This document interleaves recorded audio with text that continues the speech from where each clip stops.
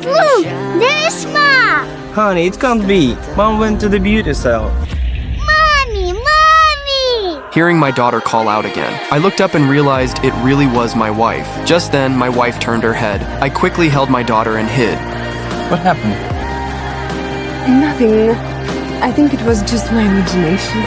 I never expected. My wife was actually on a date with another man. I pulled out my phone and called her. Anna saw it was her husband calling, so she picked up the phone and stepped aside to answer.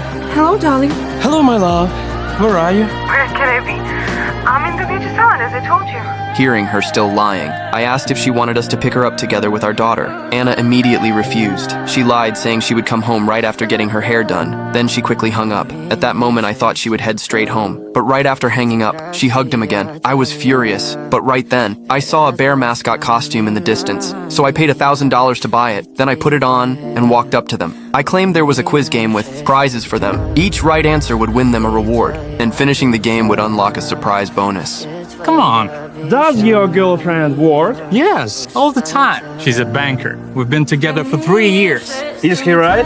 Yes, of course. Hearing my wife answer confidently, I popped a balloon. $100 fell to the ground. Tony happily told me to keep asking. Then I asked if the two of them had kids. Tony said not yet, but they were planning to have one soon. After he said that, I popped another balloon. Inside was my daughter's favorite bracelet. I thought my wife would recognize it right away, but to my surprise, she called it trash. I held back my anger and told them one last question would unlock the grand prize. So, is your girlfriend married? Of course not.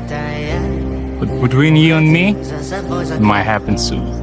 I popped the third balloon. Inside was the ring from our wedding. She held it and felt it looked familiar, but before she could speak, I popped the last balloon and told them this was the final surprise. Tony picked up a slip of paper from the ground. It was a phone number. I told them calling it would get them the grand prize. Anna dialed the number, but the person who answered was actually my lawyer. Then I took off the bear costume head, seeing it was her husband. Anna was stunned. Just then, my daughter ran over. Anna reached out, wanting her daughter to come to her, but the girl refused. Then I took my daughter and walked away from her. In the end, Tony, who finally understood everything, also got ready to leave. Anna asked why he was leaving too. Tony said he couldn't accept a woman full of lies.